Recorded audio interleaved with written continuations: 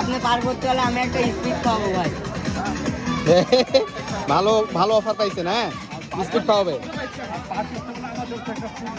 বাহ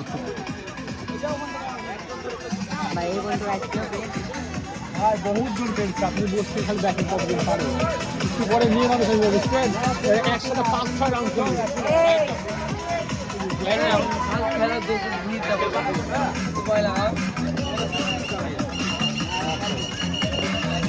ভাই ভাই যাবে হ্যাঁ আমার বেড়ে দেয় আমার গতি বাড়ান। ভালো খেলতে কিন্তু টাইমের কারণে